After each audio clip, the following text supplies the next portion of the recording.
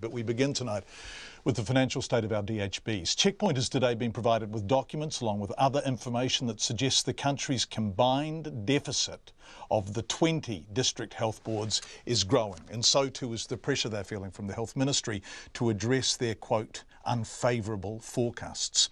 Now, in the past fortnight, as many of you will have heard, we've reported at length on the southern DHB, whose own deficit had become so large the Minister sacked the board in 2015 and appointed a commissioner to take over. Since then, a deficit reduction, but as we've been reporting, both staff and patients have told us pressure on resources at Dunedin Hospital is so great that there's stress, long delays for surgery and operations being cancelled at the very last moment. As we continued covering Dunedin Hospital, we heard from other DHBs from throughout the country who described similar pressures, less reported on because no commissioner has been installed in place of their board.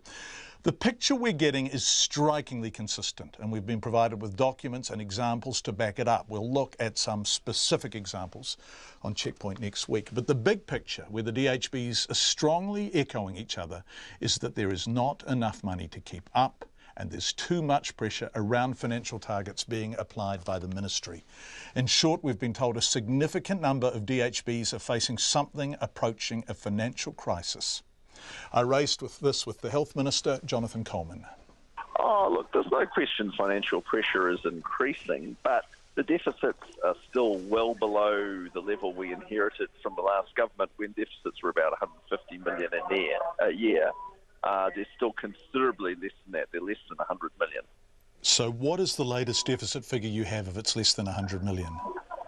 I can't tell you off the top of my head, but I mean, the last one I've seen was somewhere between 50 and 100 million. But look, I just have to go and check the figures. I think the last one might have been 64 million. 64 million and growing. What Checkpoint can reveal is that some projections run significantly higher than that.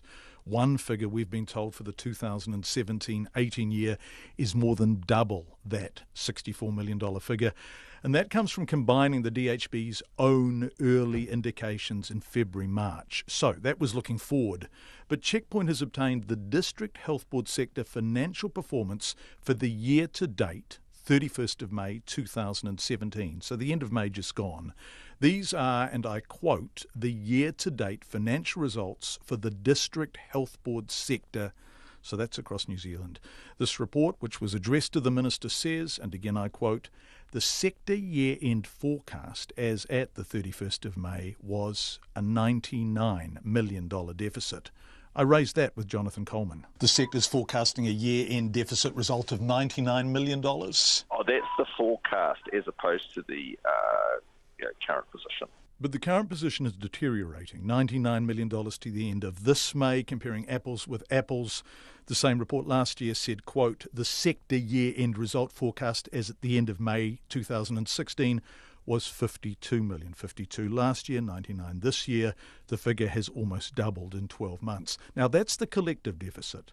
The report prepared by the Ministry for the Minister details individual DHBs that have, and again I quote, unfavourable forecasts. I read the list to the Minister, and as you'll hear, it's almost every DHB in the country. Auckland, Counties Manukau, Northland, Bay of Plenty, Lakes, Tairāwhiti, Waikato, Hawke's Bay, Hutt Valley, Wairarapa, Nelson, Marlborough, South Canterbury and the West Coast are being monitored because their deficits are unfavourable, to quote from the report. Canterbury DHB is being engaged as part of the PwC review process, which has been reported. The Southern DHB has your commissioner in there. 16 of 20 DHBs are in financial trouble, aren't they? Well, they all need monitoring to make sure they're on track. I mean, look, this is a sector where, the money is always tight, and in order to keep those deficits down, it needs constant monitoring and liaison with the Ministry of Health. Government spending must be monitored and controlled, of course. That's requisite and pro forma stuff.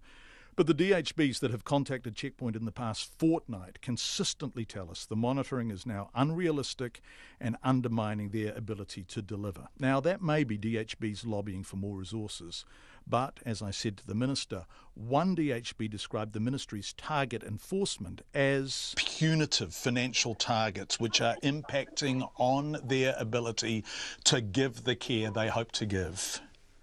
No, I disagree with that. Okay, so they are not being driven to cut costs or stay within prescribed boundaries by a ministry that is terrified of a growing deficit. Oh, look, they definitely have to strive to live within their means, no question about that. We can't have the deficits absolutely blowing out. Is the deficit blowing out? You said that it was somewhere between 50 and 100 million. The latest figure I have is 99 million. It's increasing, but it's not near the level of what it was at the end of 2008, where it was 150 million. But look, without continued discipline, you know, those things can get out of hand. Checkpoint has been told by numerous DHBs that the discipline is now unrealistic and the deficit is growing anyway.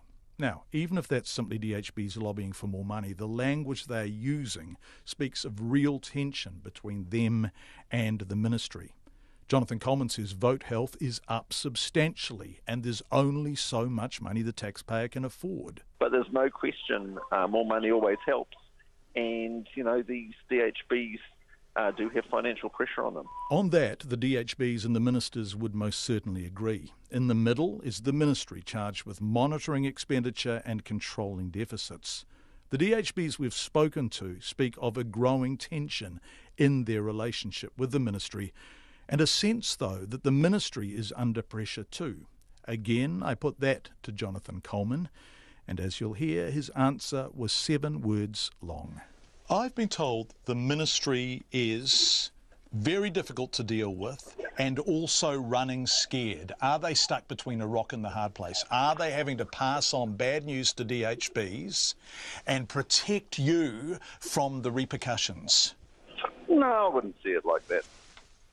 It's the Health Minister, Jonathan Coleman, talking to me earlier. Also earlier in the day today, the New Zealand Medical Association President, Pippa Mackay, told a general practitioners conference in Christchurch that GPs are referring people to public hospitals and they are just not going to get on the waiting list or get any treatment, so they've simply stopped referring them. It's a kind of waiting for Godot situation. We will talk to Pippa Mackay after 6 o'clock live on the program.